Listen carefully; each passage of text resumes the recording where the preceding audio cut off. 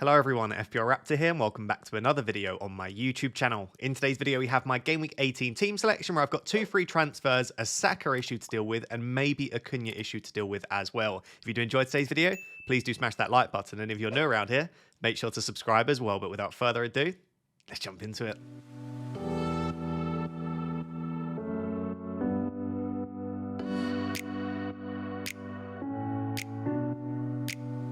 So guys, firstly and most importantly, I just want to wish you a very Merry Christmas. This will be the final upload that I do on FPL Raptor before Christmas Day. So I hope you have a fantastic Christmas, you and your families. And if you don't celebrate, I hope you still have a fantastic few days. Hence the fact that I'm wearing, obviously, the very silly hat. And also, this is a Christmas jumper with a dinosaur wearing a hat as well. So yeah, a Merry Christmas.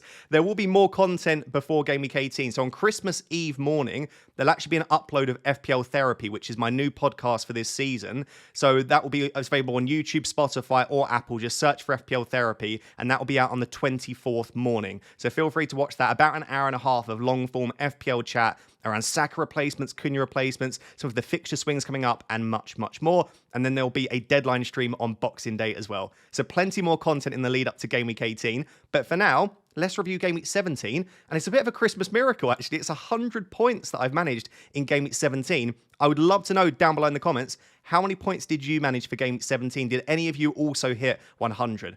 Obviously, a really good game week for me. I'm now sat on 1,083 total points. And my new rank, and I can't believe it, is 185k. And if I think back to like game week 8 or 9, I hated FPL at that point. I was having a stinker. I was 3.8 million, I think it was, around sort of game week 7 or 8. And if you are new to the channel, I basically started the season without Haaland. I made the switch from Haaland to Salah at the terribly wrong point. I did then jump back on Salah very quickly. I wasn't too stubborn with that one, but I held on to Haaland until sort of game week 10 or 11. But I am glad that I wasn't too stubborn with obviously selling him, because there are some people now that are still sat there with no Salah and having Haaland, and that is just, I mean, that is season defining. We're talking about like 300 plus points if you take into account captaincy and some of the other players that you might have owned. So yeah, I guess I had a very rough start to the season, but I've definitely turned it around. And right now, about 20 points off the top 100k, which at this point of the season is honestly beyond where I would expect to be or want to be. So yeah, I'm really, really happy with where I'm at. But I equally know, as quickly as I've gone up the ranks, you can definitely go in the opposite direction if you start making bad decisions. So let's continue to make pretty good decisions moving forward. In terms of Game Week 17, obviously 100 points is fantastic. It's very inflated by the Salah 42-pointer. Without that, it was just an okay game week. But let's go through each of it. In the defense, my team delivered, right? Sanchez, Robinson, Gabriel, and Trent all getting returns for me. I feel like I am so massively owed that Sanchez 9-pointer, because that is twice now before this that they've conceded late on. And when I saw it was 0-0, I saw that Sanchez had made 4 saves, and I saw that he was on a bonus point, or 2 bonus points.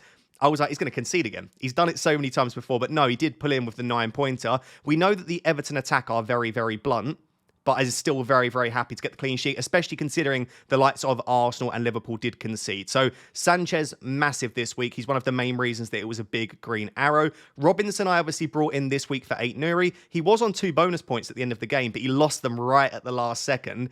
So he finished on 6 points. I think he had 2 key passes in that game. He got forward a fair amount, a really decent performance, and the Fulham defence continued to look really solid. So all in all, very happy that I made the 8 Nuri to Robinson transfer.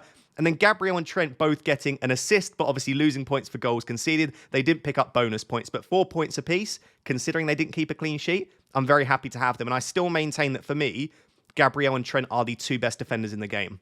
So in terms of how the defence performed, what more could you ask for, especially considering Lewis and Van der Berg, the other 2 I had, both got 0 pointers. The midfield had a bit of a stinker, really. Chelsea obviously didn't score against Everton, so Enzo and Palmer getting 3 for me. Saka went off injured, of course, in the 23rd minute, and we'll discuss Saka throughout today's video, I'm sure. And then really it was just Salah. 21 points. We expected him to do really well against Spurs. I mean, we knew it would be an open game. We knew there would be goals in it, but I don't think anyone expected 21. It's his biggest point score of the season. He's now on track for something like 370 points this season. Bear in mind, he is the only player himself to have ever hit 300 points in FPL, and that was 303 points. He is comfortably on track to break his own record of 303 points in a season. The man is just a joke. He's always in the right place at the right time. His fitness is really good. He's on penalties as well, so he adds that to his score. He's just like, what more could you want from an asset? He's an absolute joke. Like, I actually said on Twitter, and I probably do mean this, there's no point discussing captaincy for me at the moment. with the fixtures that they've got coming up, Leicester, West Ham, United, Forest, I'll probably captain him in all or most of those. There is a question, obviously, not next week, in game week 19 to go for Cole Palmer. But largely, I'm probably just going to captain Salah for the next few weeks until he starts to calm down. And maybe he won't. Maybe he'll continue at it. Obviously, I am going to discuss the elephant in the room, which is Morgan Rogers on my bench. This is one of those things in FPL. I think benched points annoy me a lot less than they do other people. Listen, would I rather have had Rogers than Enzo? Yes, I'd be sat here on 111 points, and I would be very, very close to the top 100k. So, of course, I'd rather have started Rogers. And honestly, yeah, it was a bit of a 50-50 decision. I did talk about it on the deadline stream and in my team selection video that I expected Rogers to do well against Man City. I just like the fact that Enzo was on set pieces. I trusted Chelsea more as an attack. And you just never know when City are going to turn it around. So I thought, you know what? I'll back Enzo. I obviously got that one very wrong, but that is FPL. You can't get every decision right. And all I'm thinking right now is I'm kind of glad I held Rogers because he looked unbelievably good. So, no, I'm not particularly stressed that I started Enzo rather than Rogers.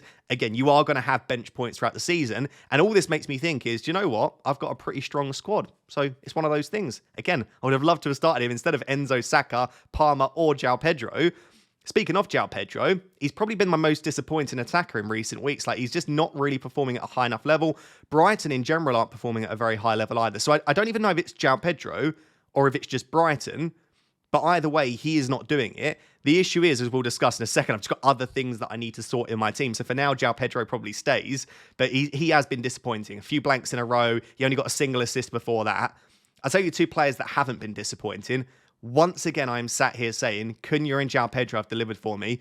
These are two of the players that are highly responsible for my rank being where it is, considering how bad it was only a few game weeks ago, because these two are just delivering goals and bonus points. Cunha, once again, gets 1 goal and 3 bonus. Yes, it was an incredible performance, but the man is a joke for bonus points. If you consider Gonzalo Guedes got a goal and an assist, Doherty got a clean sheet and an assist, Semedo got a clean sheet and an assist, and I think Jose Sarr had 4 saves and a clean sheet.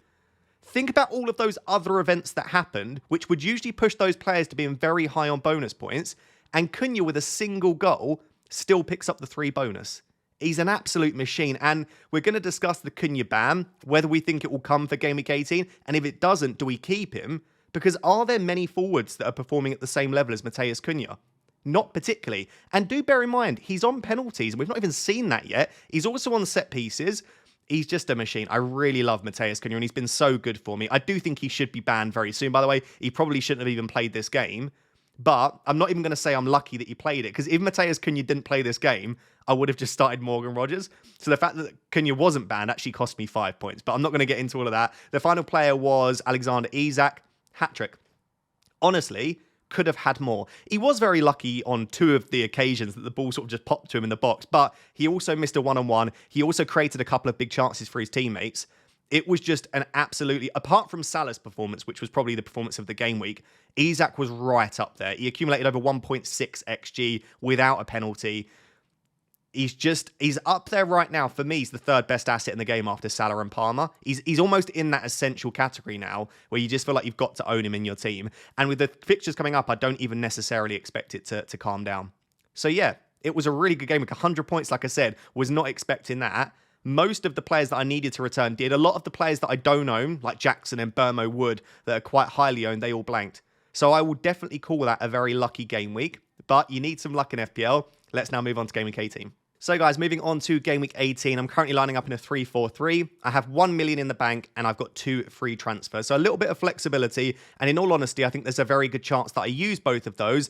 Obviously dependent upon news around Saka's injury, as we'll discuss, and also Cunha's ban, and also other news that we might get around the players that I own too. So there's a very good chance I use both of those free transfers. My team is currently rated at 99% according to Fantasy Football Hub and projected to get 72.3 points. I'm assuming that's because a lot of my players have good fixtures and they're also playing at home as well. If you would like to get a 30-day free trial and 30% off from Fantasy Football Hub, there will be a link down below in the description. So if you want to get access to stats, planning ahead, fixture analyzer, points projections, and more, use that link in the description. It's a really good time to use that free trial because you can see if you actually want to sign up and spend your money. And if you don't, you can just cancel it after that. So starting with the goalkeepers, I actually think this is a real discussion this week around Sanchez versus Fabianski. I am kind of the opinion with goalkeepers, I don't really like rotating goalkeepers. I never feel like I can predict when they're going to get clean sheets. And often, the time when a goalkeeper will go massive and get like 11 or 12 points is usually because you're probably not expecting them to keep a clean sheet. It's usually against a tricky opposition where they've made like 8 or 9 saves. So often, keepers can get those big scores when you're least expecting. I mean, look at Pickford in recent weeks. Lots of people probably wouldn't have played Pickford if they'd have had someone to rotate him with. So, if I'm of that opinion, maybe I just start Sanchez every week and just say, even if Fabianski has a good fixture like this week, Southampton away, maybe I just start Sanchez. In all honesty, moving forward, looking at the fixtures that Fabianski has coming up, I'm probably not going to play him, if at all. This would be the only week. I'd love to know down below what you think. The only thing that I will say, other than obviously Fabianski's got a better fixture, Sanchez is the better goalkeeper. I'm playing in the better defence, I should say. I'm not commenting on his goalkeeping ability. There is a chance that Sanchez doesn't play this. The last time that Chelsea had a midweek game in the Premier League, Sanchez was on the bench and Jorgensen starts. So, it might be that this decision is made for me. I'm currently leaning towards just starting Sanchez because I trust the Chelsea defence more. They're playing at home. And whilst Fulham are an extremely good defence, going forward, as we saw in Game Week 17 actually, they're not necessarily the best attack. See, I think I'm going to start Sanchez, but I wouldn't be surprised if he actually doesn't play this one and it's Jorgensen instead. And if that's the case, well, then I get Fabianski off the bench. It's honestly really good that I have that Fabianski cover this week. So that's the goalkeeper situation, but still let me know down below who you would start. And actually the defence, I'm not too displeased with this week. So I've obviously got Gabriel and Trent, both of them playing at home. Both of them have great fixtures, right? Gabriel against Ipswich, Trent against Leicester. I don't need to discuss the pair of them in a lot of detail. They are, for me, still the 2 best defenders in the game. So they'll be staying, they'll be starting, and I'm hopeful that they'll get something. I guess just very briefly, we did have some concern a couple of weeks ago that this Boxing Day fixture, it kind of looks like an okay time to rest Trent.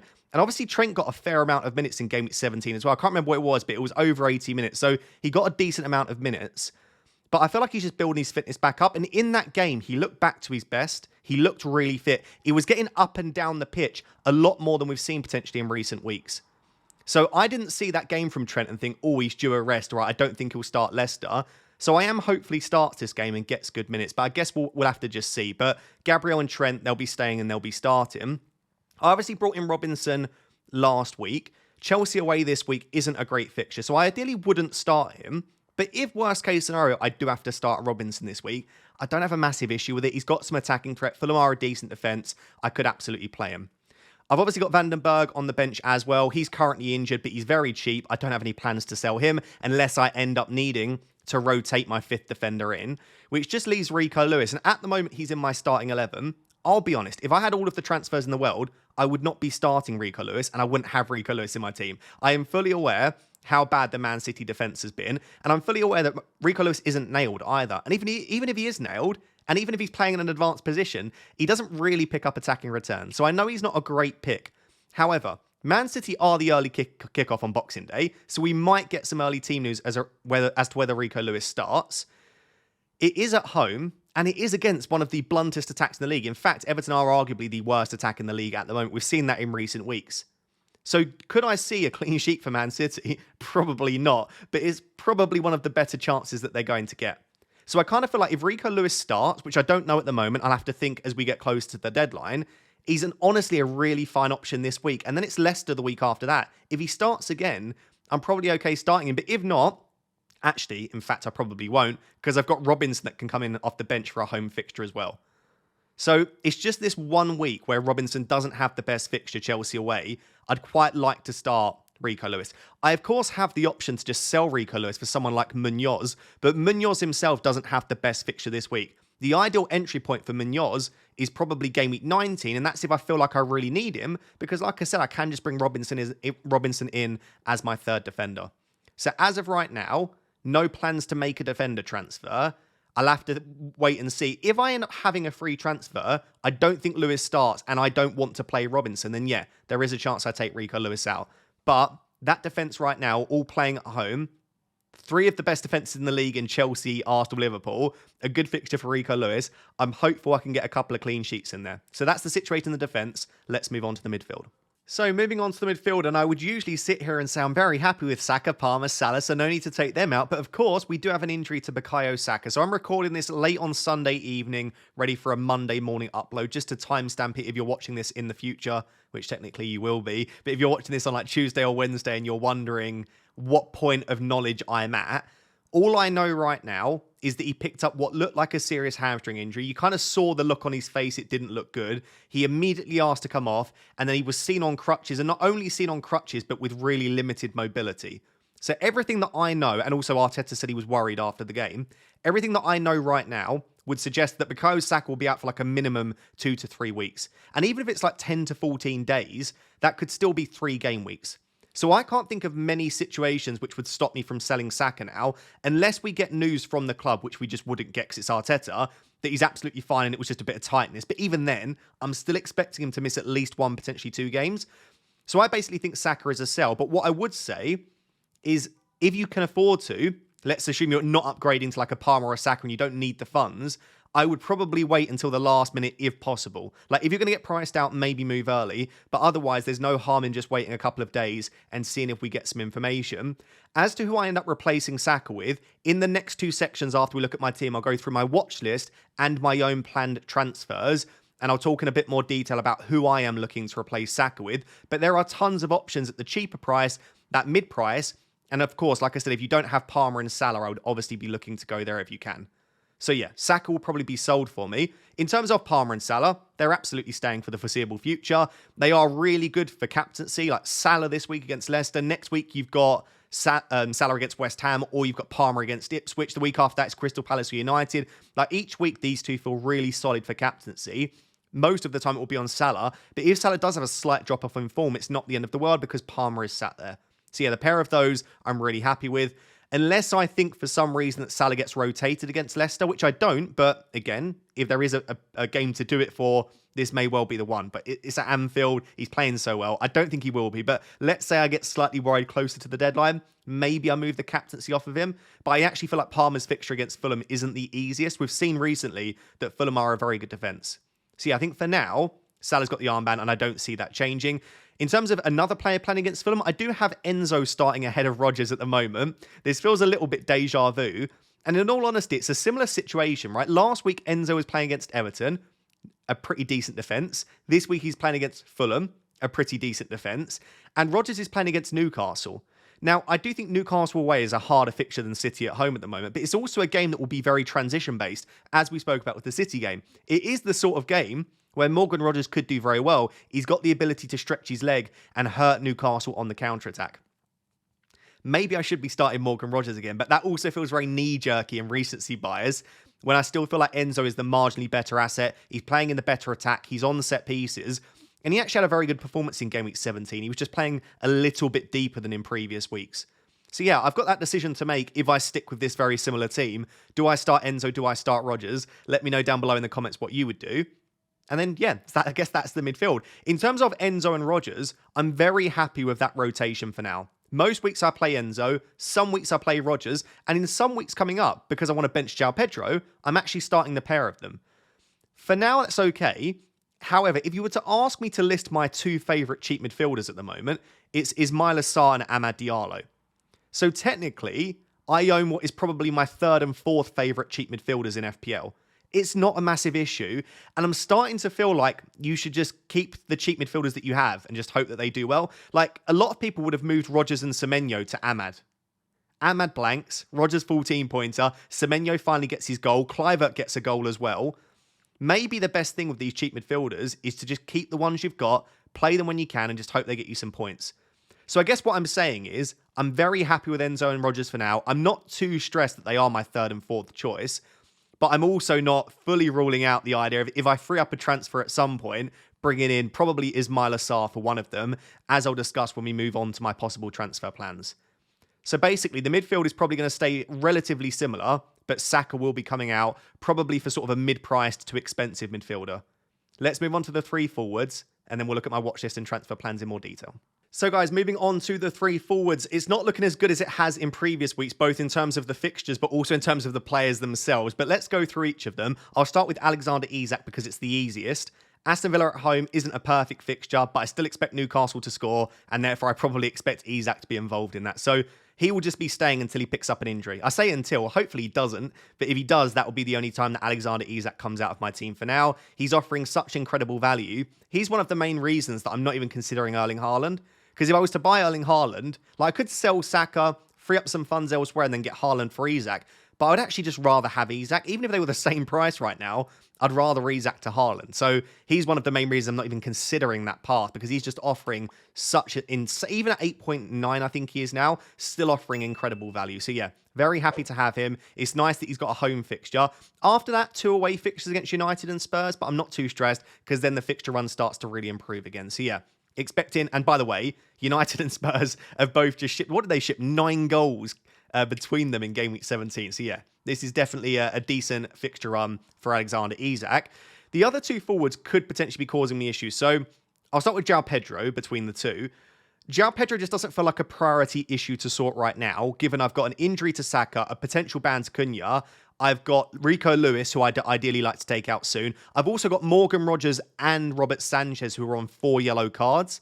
I think they're the only 2 players in my 11 that are on 4 yellows, but that's also something to consider as well, that I just don't know that utilising a valuable free transfer to take out João Pedro right now makes sense. And also, because I've already got Isak, and because I don't have an easy route to Nicholas Jackson, who am I selling João Pedro for? Like, no one in and around his price for me is better than João Pedro. And even if they are marginally better, like someone like a Chris Wood might be slightly better, it still then doesn't feel like it's worth the transfer. So I almost just don't. If there were loads of good options at like 5.5 to 6, maybe I'd consider it. But considering it's Brentford at home, they've not been good defensively this season. They've just conceded 2 to Forest, who aren't the best attack in the world. It feels like an okay fixture. And I do think that João Pedro and Brighton are both in a bad run of form, but that can easily turn around. We've seen that with a lot of players recently. It only takes that one game. And it feels like a decent matchup for him too. So yeah, I'm not too stressed about João Pedro. I'll be keeping him. If you're sat there with like 5 free transfers and no Isak, and you can sell Saka and upgrade João Pedro to Isak, then yeah, of course go and do that. But in my situation, that just doesn't feel necessary. So Isak and João Pedro will be staying. I would quite like to keep Cunha for the United game. I'm a Man United fan. I watched that Bournemouth game. I've watched us recently. I watched us play against Spurs. As much as we are improving, and I do think we're moving in the right direction, we're still conceding a lot of chances.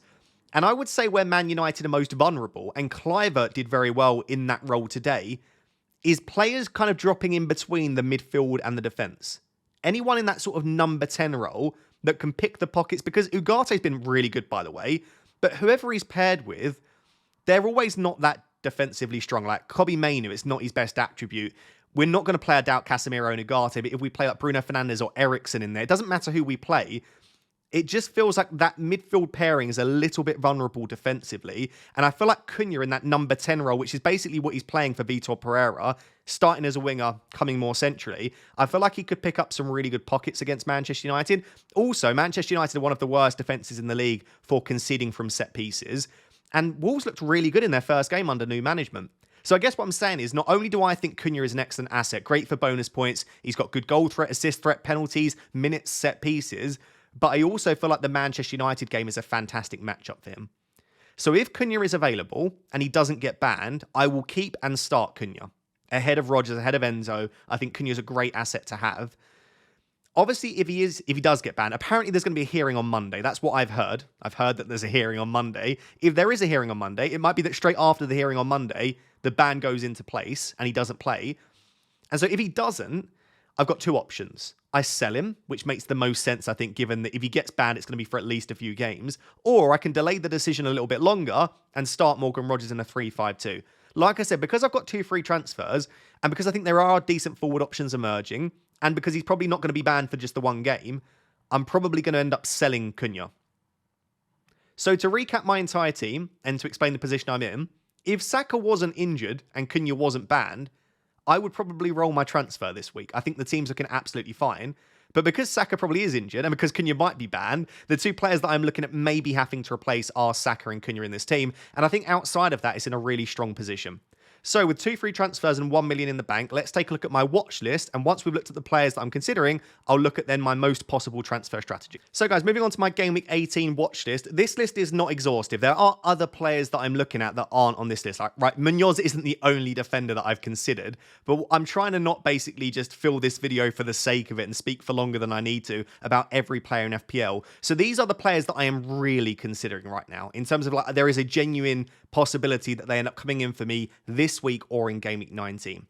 So, starting with the defenders, it is only Munoz. He's the only defender that I want to bring in. And that doesn't mean that someone like Lewis Hall isn't great value, or even like Colwill, or Howson scored a goal against Manchester United, kept a clean sheet, or Gahey at a cheaper price rather than Munoz. Like, there are loads of really decent defenders to consider.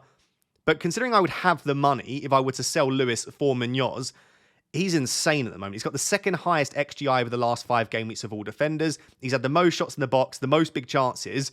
The man is on an absolute mission to score goals at the moment, and he's just obviously served his suspension as well. So he had a bit of a rest, and there is no risk of a suspension incoming, and the fixtures are unbelievable for Palace. And as much as they were pretty battered against Arsenal, I'm not sure that that scoreline is fully reflective of their performance, and also it is Arsenal, right? Arsenal are a very good team, so that wouldn't stress me out too much. I think Munoz is the best defender to own in FPL at that lower price at the moment. So he would be the only one I'd be looking to bring in. And yeah, there is a possibility that I sell Lewis for Munoz this week. If I have the free transfer and I find out that Lewis isn't going to start, then that is a possibility. It would probably happen on the deadline stream if I end up buying Munoz. I wouldn't buy him any sooner, I don't think. In terms of the midfielders, I don't think you should spend money for the sake of it, right? So I think a lot of people will sell Saka and go, well, I'm just going to spend money for the sake of it. But at the same time, I'm kind of the opinion that a lot of people selling Saka will sell Saka to redistribute the funds into Trent and Isak. So a lot of people will sell Saka to move João Pedro to Isak, or they'll sell Saka to move Rico Lewis to Trent. As a result, a lot of people might not be in a position to buy the more expensive forwards for Saka. They might be forced to go out and get an Ahmad, Ismail Assar, and Enzo Fernandez, who, by the way, offers such incredibly good value. But as a result, it might not be as common as you think that someone does something like Saka to Bruno or Saka to Ødegaard, or even more so, Saka to Son, because people might be wanting to redistribute the funds around their team. So I'm kind of the opinion, if I can afford to do that, because I don't really need to spread the funds anywhere else, why not go out there and get one of those more expensive assets? So in terms of the cheaper ones, very briefly, like I said, Sarr and Ahmad for me are the 2 best cheap midfielders to own, and I currently have Enzo and Rodgers. So at some point over the coming game weeks, I could absolutely see myself going out there and getting Ismail Assar or Amad Diallo. Right now, though, the only reason I would do that is I want to bring in Nicholas Jackson. Because to bring in Nicholas Jackson, I have to free up a Chelsea spot, so I would have to sell Enzo or Sanchez, and I'd probably lean towards selling Enzo for one of the two. So it could be that I make a set of transfers which involve selling Enzo to Sarr or Ahmad, but in terms of bringing someone in for Saka, I would prefer to bring in one of the more expensive assets for Bukayo Saka myself. So the 4 that I am considering right now is Fernandez, Ødegaard, Heung-min Son, and Diaz. I would say the least likely to come in is Heung-min Son. Heung-min Son's minutes don't look particularly good. I don't actually love the next 3 fixtures for Spurs. They're very unpredictable. And also, he doesn't feel like the talisman anymore, Son. I know he's on penalties. I know he's absolutely fantastic. And he can come away with a massive score, as we've seen, in limited minutes. But he doesn't feel like the player that they look to at all points to go and get them a goal and an assist. He's not the player that will stay on the pitch no matter what. And he's very expensive to not be getting close to 90 minutes. And you don't even know that he's going to start every game. He's been benched in recent weeks before. So I'm not as fully convinced by it. So like, if Son this week had Leicester at home, then yeah, there's a real temptation. But Forest away this week doesn't even feel like a perfect entry point. So I think Son is the least likely of those 4 to come in for me. In terms of after that, I am very tempted by Luis Diaz because it's a great entry point against Leicester at home. He was fantastic against Spurs. The issue with Luis Diaz, is he going to start? Could you see a situation where it's Gakpo and Jota, or Gakpo and Darwin, or Darwin and Jota? Like, I don't know that Luis Diaz starts this. And that's the reason that Jota's not on here. When Jota came off the bench against Spurs, I wasn't massively impressed. He didn't look fully fit. And I didn't get the feeling that, oh, he's definitely going to go and start against Leicester now. At least with Luis Diaz, he has been starting a fair amount of games. He's been playing really well as the number 9. And he's not just come back from injury. So it's not like he's trying to build up his fitness. So I feel like even if Luis Diaz didn't start Leicester and Jota did start Leicester, I almost wonder, is Luis Diaz still a better option? Because in the long term, well, he's still going to start more games than Jota, you'd imagine, and get better minutes. It's still probably enough to put me off, though. Like, can I bring in an asset like Diaz, not knowing if he's even going to start the game? I mean, that just doesn't feel like, especially when you've got someone like Ødegaard or Fernandes sat there, you know full well that both of them are starting. It's a really boring thing to say because I want to be a little bit more risk-seeking. And I want to bring in players like that they've got massive upside that people will be put off of. But when I think about the time of year and I think about the other issues I might have in my team, I don't want to create further headaches for myself if I can help it. So I do have that temptation to bring in Luis Diaz, but again, I think it's slightly less likely, which then leaves us with Ødegaard and Fernandes. And for me, these are the two most likely to come in for Saka. Ødegaard's data has been very similar to Fernandes' across the season. There's not much to separate the pair of them. And I think there are reasons to expect that both of them could have an improvement in their data. I think for Manchester United, again, a really bad performance against Bournemouth, and Fernandes spurred so many chances. He could have had 2 or 3 in that game. But I do think United are moving in the right direction. And Fernandes in this Amorim system is doing a little bit less of the dirty work, which is great. He's not tracking back as much. He's not doing as much on the ball. Fernandes used to drop so deep and want to do everything for the team. He's almost being forced to be a little bit more of a system player where he stays in that more advanced role, which from an FPL perspective, I think is great. And he's on penalties, and the minutes are still pretty good. And the fixtures, apart from the Liverpool game, I really don't mind. Like Wolves, Newcastle, Southampton, Brighton, 3 of those being at home. I think Fernandes is still a really good option. And also, I'm a Man United fan. I will absolutely admit that there is a desire to bring in Bruno because I like owning players for my team. It gives me 2 reasons to cheer on Manchester United, from an FPL perspective and from a personal one. So I like Fernandes for all of those reasons. But I look at Ødegaard, decent data. He's been playing really well in recent weeks. Even when Saka went off the pitch, he still looked very good. And with the assumed absence of Saka, of course, he's going to probably be on penalties and probably be on most in-swinging set pieces with that left foot. So what you're saying is that who was already an okay asset in Ødegaard has now been given pens and corners and potentially free kicks. I mean, that's a massive advantage. The issue I have with Ødegaard is Saka being out is just going to make them a weaker attack. I know they still scored goals after he went off. I think they scored 3 of their goals after Saka was off the pitch. But at that point, Crystal Palace were chasing the game. I don't know that on a consistent basis, Arsenal will still be able to score the amount of goals required to make Ødegaard a great option. Because if you think about where Ødegaard's assists have come on and pass, it's often Ødegaard to Saka. And even if it's not Ødegaard to Saka, it's often the 2 of them linking up on the right-hand side and then a ball being played into the middle. I just wonder how much Saka being out might affect this Arsenal team. I guess all of that to say, the 6 options in my midfield list are great. I like Sarr, Fernandes, Ødegaard, Ahmad, Son and Diaz. I also do like Martinelli, someone I've not discussed here. I like other... This list, again, is not exhaustive, but for me, I'm probably narrowing it down to Ødegaard or Fernandes. And if I am to go cheap, it would be Ismaila Sarr. When we move on to the forwards, I'll be honest, this list is really uninspiring. And the only reason I would bring in a forward right now is if Cunha does pick up that ban. The one that I would want is Nicholas Jackson. By some distance as well, I think he's the best. My concern with Nicholas Jackson is 3 things. Firstly, the 4 yellow card situation is still there for 2 more game weeks. So he has to get through game week 19. So for game week 20, if he doesn't pick up a yellow card in the next 2 game weeks, it will be extended to 10. So he might not, and he probably won't get booked in the next 2, but there is the concern that if he gets booked against Fulham, he misses the Ipswich game, which obviously isn't ideal. So, and even if he gets booked against Ipswich, he misses the Crystal Palace game. So I ideally don't want to bring him for that reason. The next thing is, last time there was a midweek game, Jackson was rested for Nkunku. He didn't play any minutes. So once again, there's a concern. Does Jackson start this? I do think it's a slightly different schedule at the moment, so maybe he does, but there's no guarantee that Jackson starts this one. Also, the final thing, to bring in Jackson, I have to take a -4 hit because I have to sell a Chelsea asset. So, as much as I think Jackson is the standout option, there's 3 things putting me off there. But is he still good enough to just still do it and get Jackson in? Because even if he does get suspended, even if he doesn't start Fulham, he's still a great long-term hold. He had another 2 big chances in game week 17. So I do kind of want Jackson in the team. If it's not Jackson, you guys might not like either of these, but it's Mateta or Jesus for me at the moment. Jesus is the spicy one. It's a similar situation to what I said with Diaz, though. Like, I don't know if he's going to start in the long term. But with Gabriel Jesus, at least I am more confident he starts Ipswich. He's now scored 5 goals in 4 days against Crystal Palace. Looked incredible in both games. And after the game, Arteta said in his post-match press conference, you have to start a player in that momentum. He didn't say you should, or he said you have to start a player with this momentum. I think he was talking about starting him for the Crystal Palace game in the Premier League. He was explaining why he started him, but he's still in that momentum, right? He scored another couple of goals. It would be madness, I think, for Arteta to bench Jesus now. You can't bench a man that has just got 5 goals in 2 games and is finally scoring goals for your team, especially when Havertz's goals had dried up a little bit. So I think Jesus is very likely to start Ipswich, and maybe he starts against Brentford, but in the long term, Arsenal have lots of options, right? They could play Trossard and Martinelli on the wings, Havertz as the 9, Rice as the left 8, Partey and Ødegaard. All of a sudden, there's no spot for Jesus. So I don't think Jesus is nailed in the long term, but do I think he starts the next few? I do. The concern with Jesus is he's also on 4 yellow cards.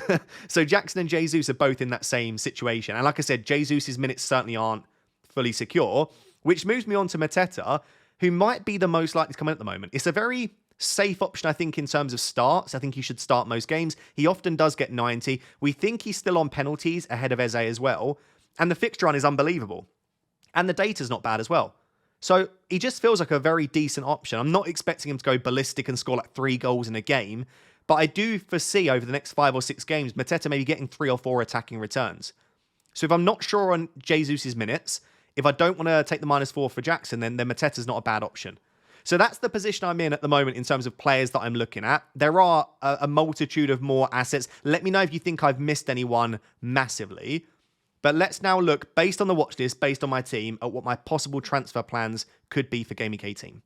I honestly thought that previous section was like 3 minutes, and I looked down and it was like almost 12 minutes. I got lost in the discussion around the players there. So I've discussed all of the players in enough detail that I don't need to justify why I'm looking at them now, but I can then explain the combinations and how that relates to my team. So the first option, and this would be the case if I think Rodgers is going to go really big against Newcastle, and or Cunha doesn't pick up the ban before the United game, is just selling Saka, and it would be to one of Fernandes or Ødegaard. So that is option 1, is just sell Saka. This is almost definitely going to happen, this transfer, but it's about if I pair it with another transfer or another 2 transfers. So that's option 1. Option 2 is if on the off chance we get news that Saka's injury isn't long-term and he might even be available for Ipswich. I can't see a world in which that's the case, but let's say I just decide I want to hang on to Saka for a little bit longer, very unlikely, then I could just sell Cunha and play Rodgers in a 3-4-3. So I have Saka on the bench. But again, that's very unlikely. Even if he's out for 1 or 2 games, I think I'm committed to selling. So we then move on to what is the likeliest 2 options, which is option 3 and option 4. So option 3 is both of those together. And I think this is probably the most likely situation right now, is sell Saka for Fernandes or Ødegaard, and then sell Cunha for Mateta and Jesus. Because I only have 1 Arsenal defender, I could go Ødegaard and Jesus. So I could go Saka to Ødegaard, Cunha to Jesus, and really attack that Ipswich game. Equally, I could just say, do you know what? I think Saka being out will affect their attack. I'll go Fernandes and Mateta. I do kind of feel like I want an Arsenal attacker. So maybe the best combination for me as a United fan that wants Fernandes and thinks he's probably a marginally better asset than Ødegaard, maybe Fernandes and Jesus. Because what I also like about Fernandes and Jesus is you've got a very nailed asset in Fernandes. He's very safe. You know that he'll start every game. Jesus is the risky one. Whereas if I go something like Fernandes and Mateta, it's 2 more sort of safe options. So it's at least giving me a little bit of spice around Christmas. So I think Fernandes is more likely than Ødegaard for me. Let's say I'm probably 65% Fernandes, 35% Ødegaard. In terms of Mateta versus Jesus, that's a real 50-50. I have no idea which way I'll go at the moment. But let me know down below if you like either of them, neither of them, or if you have a specific preference. Option 4, I am considering far more than I probably should, which is getting Jackson. But like I said, if I go back to my team, I have Sanchez, Enzo, Palmer. So I have to sell one of Sanchez or Enzo to get Jackson. And some of you might say sell Sanchez. I want the Chelsea defensive cover. I think there'll be clean sheets over this period of games for them. I feel like he offers good value in comparison to Raya and Alisson. He's a lot cheaper. He makes saves. And it's not just in relation to the clean sheet. I'd already made this graphic, by the way, I promise you, before the Sanchez 9-pointer. I just think it makes more sense to not have a triple Chelsea attack. And if I'm going to buy Jackson, to sell Enzo. So already this does feel a little bit sideways, taking a -4 to move Enzo to Jackson. But the idea would be Saka to Fernandes or Ødegaard, but let's say Fernandes. I then have to sell Enzo to free up the Chelsea spot. So Enzo to Sarr, and then Cunha to Jackson. So it is a -4, but like, do I think that Sarr and Jackson -4 is better than Mateta and Enzo? Or let me put it this way. Who would you prefer? Mateta and Enzo +4 points or Sarr and Jackson? I think Sarr and Jackson are worth the 4-point hit. I think Sarr and Jackson as a combo are 4 points better than Enzo and Mateta. However, in favour of Enzo and Mateta, Mateta's on penalties, right? Sarr and Jackson, neither of them are on penalties. Enzo's on set pieces. Sarr and Jackson, neither of them are on set pieces. Also, Enzo and Mateta, I'd say, are much more likely to both start Boxing Day. I don't know that Jackson definitely will. Also, Jackson's on 4 yellows. Also, it is the -4 hit. So, as much as I think Sarr and Jackson probably are the better pairing, there are enough doubts that make me think maybe I don't do that. Maybe I do back against Sarr and Jackson and go with Mateta and Enzo, or Jesus and Enzo instead, like I say, and don't go for Jackson. It's just how much I want Nicholas Jackson in my team. I just think in the long term, he might be worth taking the hit for now, because I do think he is the second best forward after Alexander Isak. And if I don't commit to doing it now, if I don't buy Jackson now, it feels like I probably won't do it for a little while. And I'll probably have to commit to going without him. So, I'll go back to my team. Let me know what you would do with my team. Let me know if it's not even one of the options I presented. But basically, I think Saka's going to become Bruno Fernandes or Ødegaard. And then it's about, do I even, like, it might be that the Cunha ban doesn't come into effect and I don't even need to sell Cunha. But assuming that I do, Mateta, Jesus, or Jackson as part of the -4, also selling Enzo for Sarr. Hopefully that makes sense. Like I said, let me know what you think. And also let me know what your plans are for Game Week 18 as well. So guys, there you have it. That is my Game Week 18 team selection. And as I said, a massive Merry Christmas to you and your family. I hope you have a wonderful holiday season. And make sure to watch FPL Therapy on Christmas Eve morning. And also to tune into the deadline stream on Boxing Day as well. Until next time, thank you very much for watching. Bye-bye.